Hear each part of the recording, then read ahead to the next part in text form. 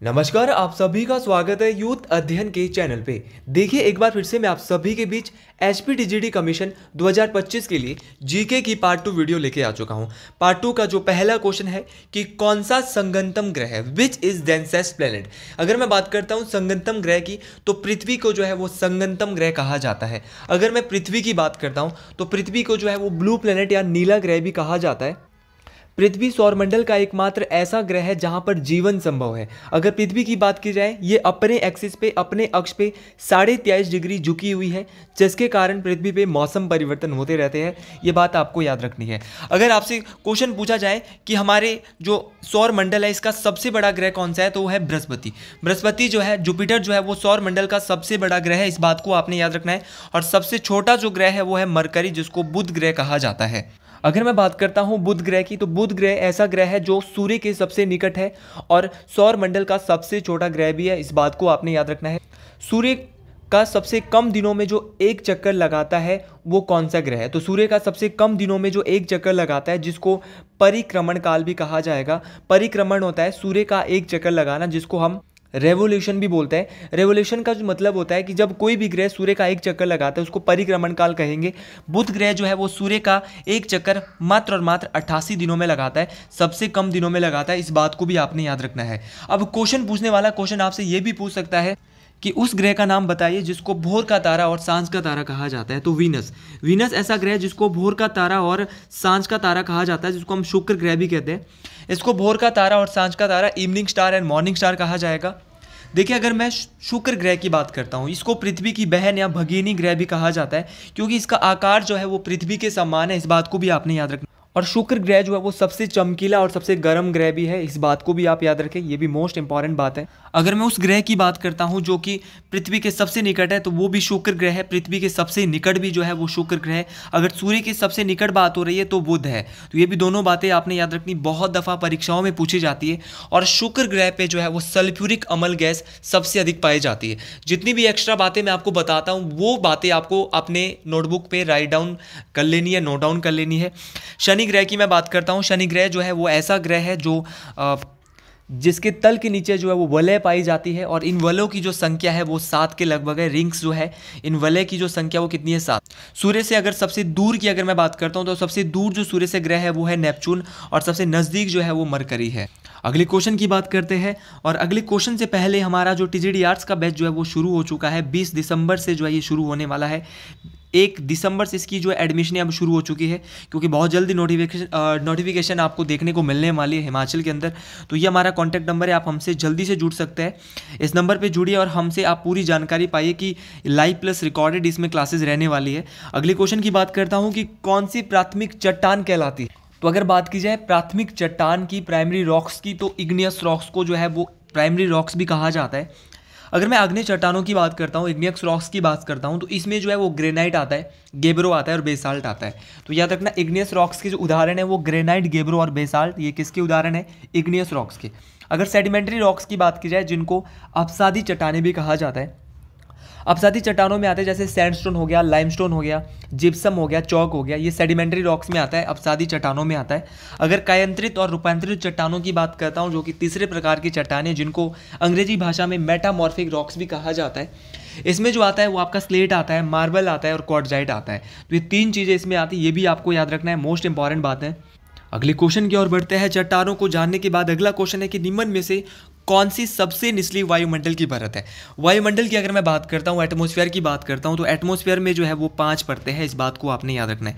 सबसे नीचे जो परत आती है इसका नाम है शोभ मंडल, जिसको ट्रोपोस्फेयर भी कहा जाता है। उसके बाद आती है समताप मंडल, जिसको स्ट्रेटोस्फेयर कहा जाता है। फिर आती है मध्य मंडल, जिसको मेजोस्फेयर कहा जाता है। फिर आती है आपकी आयन मंडल, जिसको आयनोस्फेयर कहा जाता है। और सबसे बाहरी जो लेयर है उसका नाम है वायुमंडल, जो कि सबसे बाहरी मंडल है और जिसके बाहर कोई भी परत नहीं है। तो सबसे बाहरी मंडल वायुमंडल है, जिसको एक्सोस्फेयर कहा जाता है। अगर मैं डिटेल से बात करता हूँ, सबसे निचली जो परत है वो शोभ मंडल है, जिसकी जो 8 से 18 किलोमीटर तक ये होती है शोभ मंडल, इस बात को आपने याद रखना है। और 1850 जो किलोमीटर होती है वो समताप मंडल होती है। लेकिन अगर मैं क्षोभ मंडल की बात करता हूँ, ट्रोपोस्फेयर की बात करता हूँ, तो ट्रोपोस्फेयर में जो है सारी मौसमी घटनाएं वायुमंडल के किस परत में होती है? तो सारी मौसमी घटनाएं क्षोभ मंडल में होती है, ट्रोपोस्फेयर में होती है। इस बात को आपने याद रखना है। चाहे वो बिग ब्योर बन रहा है, इंद्रधनुष बन रहा है, तो ये सारी चीज़ें आपको जो है वो कहाँ पे देखने को मिलेगी? क्षोभ मंडल में, ट्रोपोस्फेयर में देखने को मिलेगी। अब एग्जामिनर पूछेगा समताप मंडल कि उस मंडल का नाम बताइए जहाँ पे पक्षाप बादल पाए जाते हैं। और पक्षाप बादल, देखिए भैया यहाँ पे बादल बहुत कम पाए जाते हैं, सिर्फ एक प्रकार के बादल जो है वो पाए जाते हैं समताप मंडल में, जिसका नाम है पक्षाप बादल, जिसको मैं नाम दूंगा मदर ऑफ पर्ल क्लाउड। अंग्रेजी भाषा में इसको बोलेंगे मदर ऑफ पर्ल क्लाउड। और समताप मंडल में जो है ओजोन लेयर, ओजोन परत किस मंडल में वायुमंडल के पाई जाती है? तो वो भी समताप मंडल में पाई जाती है, जिसको हम O3 बोलेंगे। ओजोन परत को नापने की इकाई किस में इसकी मोटाई को मापा जाएगा? तो ओजोन परत की मोटाई को अगर नापना है तो डॉप्सन इकाई, तो याद रखना डॉप्सन इकाई में जो है वो ओजोन परत की मोटाई को नापा जाएगा। क्या करती है ओजोन परत? ये जो ओजोन परत होती है ये सूर्य से आने वाली परावैंगनी किरणों से हमें बचाती है। इस बात को आपने याद रखना है, जिसको अल्ट्रा वायलेट रेंजेस भी कहा जाता है। उसी प्रकार अगले क्वेश्चन की ओर बढ़ते हैं। लेकिन अगर मैं थोड़ी और बात करता हूं, क्योंकि जो ओजोन परत में जो हमारे इसके बाद जो ओजोन परत के बाद जो है अगर ओजोन परत की बात की तो समताप मंडल में ही वायुयान उड़ाए जाते हैं, क्योंकि यहाँ पे जो तापमान है वो लगभग समान रहता है। सारी मौसमी घटनाओं से ये मंडल मुक्त रहता है, क्योंकि जितनी भी मौसमी घटनाएं हैं वो तो क्षोभ मंडल में हो जाती है। मध्य मंडल सबसे ठंडा मंडल होता है, और जितनी भी कम्युनिकेशन सैटेलाइट है वो कहाँ पर होती है? वो आयनोस्फीयर, आयन मंडल में होती है। और मध्य मंडल में एक चीज़ और होती है, यहाँ पर जो है मेट्रॉइड्स, जितने भी उल्का है वो किस मंडल में आके खत्म हो जाते हैं? वो मध्य मंडल, क्योंकि यहाँ का टेम्परेचर जो है -100 डिग्री के आसपास जो है वो चला जाता है। इस बात को आपने याद। जी हाँ, अगले क्वेश्चन की बात करते हैं कि कौन सी तमिलनाडु की सबसे ऊंची चोटी है। अगर बात की जाए तमिलनाडु की सबसे ऊंची चोटी की तो है डोडा बेटा। डोडा बेटा जो चोटी है ये तमिलनाडु की तो सबसे ऊंची चोटी है। साथ में आपको याद रखना है कि ये नीलगिरी पर्वत श्रृंखला में स्थित है, और नीलगिरी पर्वत श्रृंखला की भी ये सबसे ऊंची चोटी है डोडा बेटा। डोडा बेटे की अगर बात की जाए, इसकी जो हाइट है वो 2637 मीटर है। इस बात को आपने याद रखना है, 2637 मीटर इसकी हाइट है डोडा बेटा पीक की।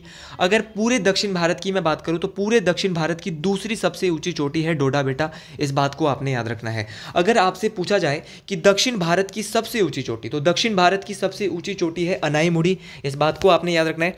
अनाईमुड़ी जो है वो अन्नामलाई पर्वत श्रृंखला में है, जो कि केरल राज्य में अनाईमुड़ी चोटी है, और केरल की भी सबसे ऊंची चोटी है। और साउथ इंडिया, दक्षिण भारत की भी सबसे ऊंची चोटी है अनाईमुड़ी, जिसकी हाइट जो अगर मैं आपके बीच बताना चाहूँ तो 2695 मीटर या 2695 मीटर इसकी हाइट है अनाईमुड़ी पीक की।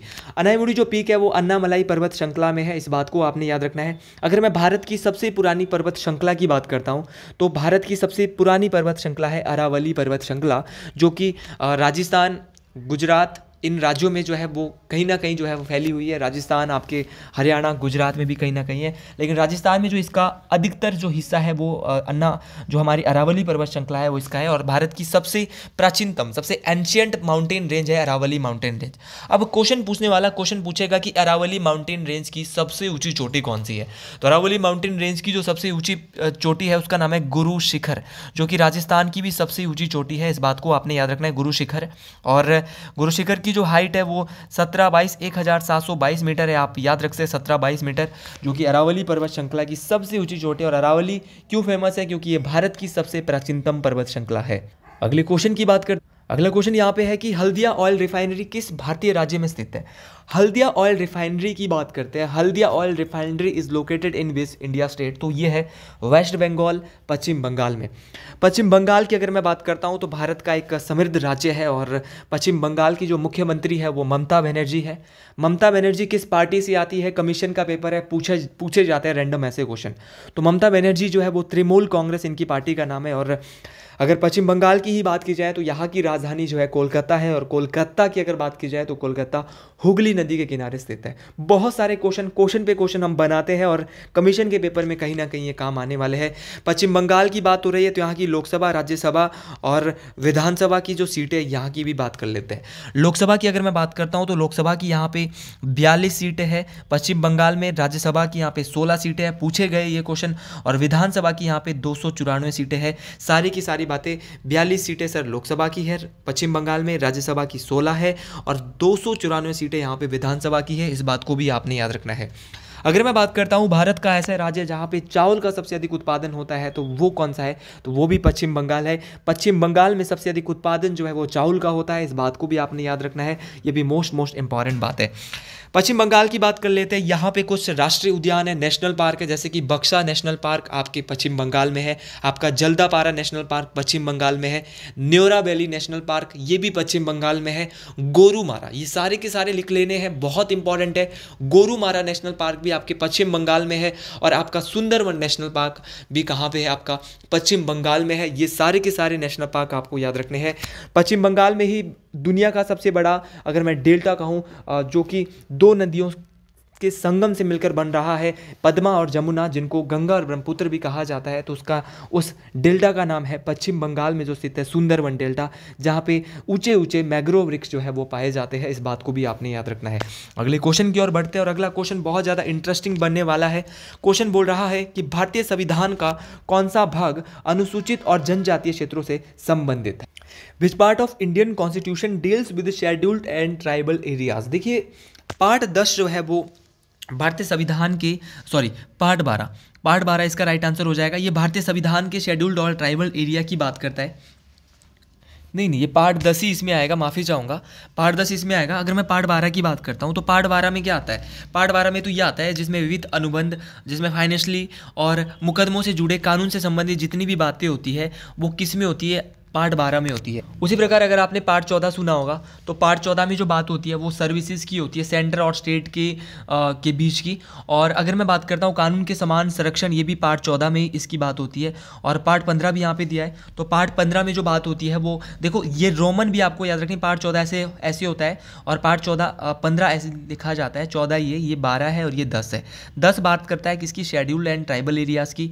पार्ट 14 मैंने आपको बताया ये सर्विसेज सेंटर और स्टेट के बीच की, कानून के समक्ष समानता की भी ये बात, समान संरक्षण की भी बात करता है। और पार्ट 15 जो बात करता है वो बहुत इंपॉर्टेंट है।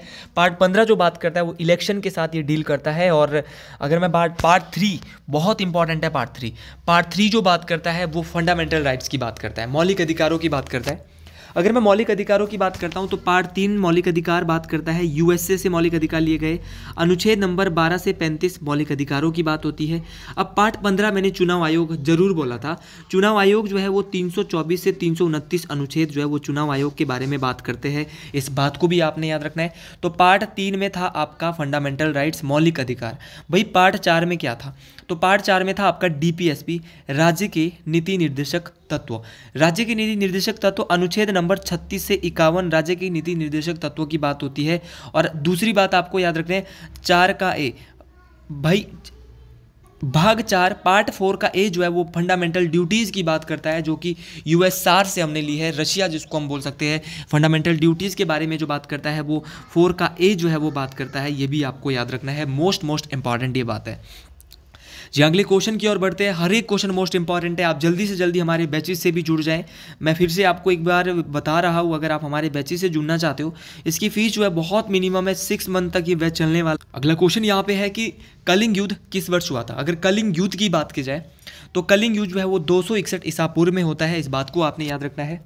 और अगर कलिंग युद्ध की बात करें तो कलिंग युद्ध 261 ईसा पूर्व में अशोक ने महाराजा खारवेल को हराया था। अशोक का जो राज्य अभिषेक होता है 269 बीसी में होता है, और 231 बीसी में जो है वो अशोक जी की मृत्यु हो जाती है।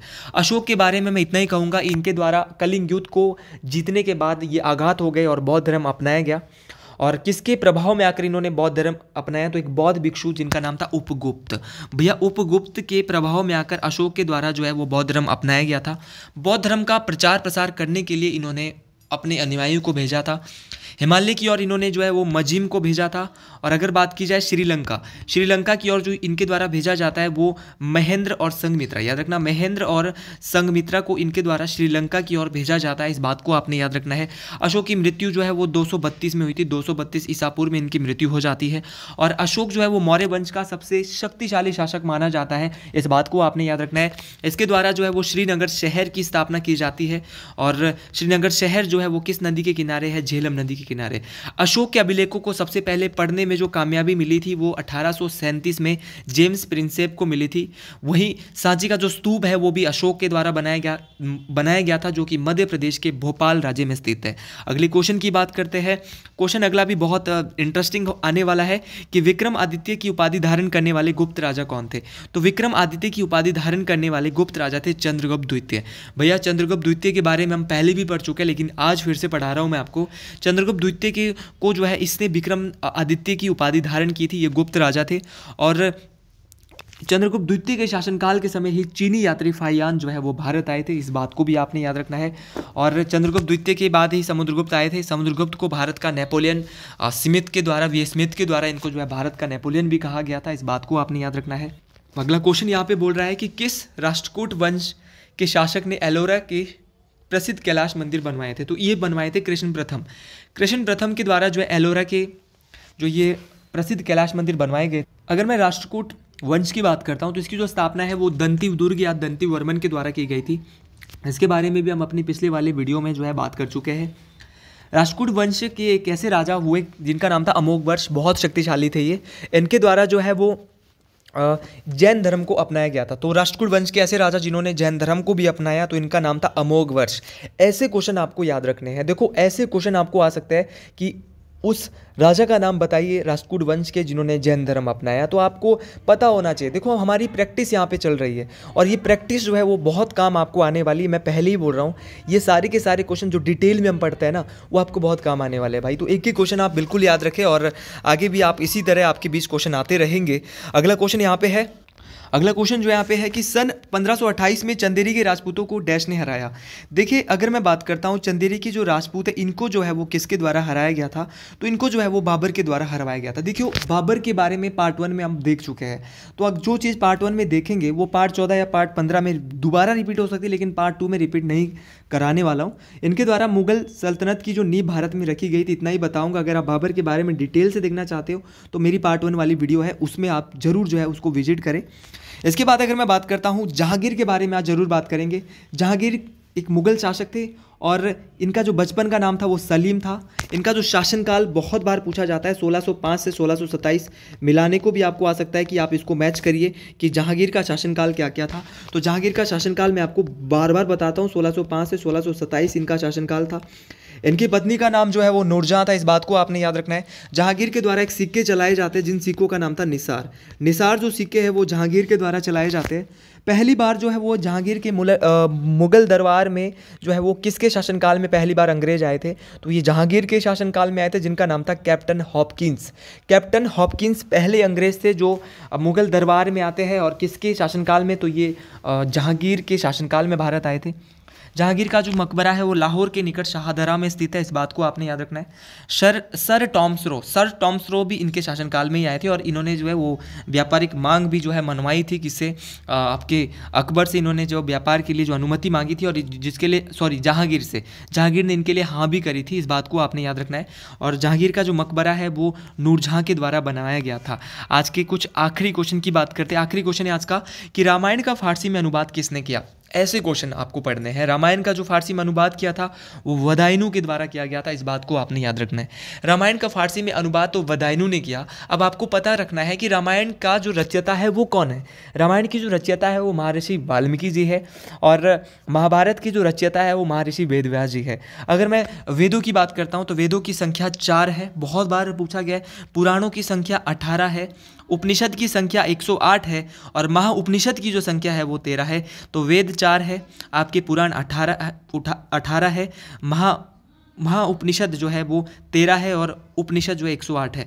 तो अगर आपको ये वीडियो अच्छी लगी है तो इस वीडियो को लाइक, शेयर और अपने दोस्तों तक जो है वो ज़रूर पहुँचाएँ। आज के लिए इतना ही, मिलते हैं अगली वीडियो में पार्ट 3 में बहुत जल्द। आज के लिए इतना ही। हर हर महादेव। कमेंट बॉक्स में अगर आपको वीडियो अच्छी लगी है तो ज़रूर लिखें हर हर महादेव, जय मां भंगियाणी।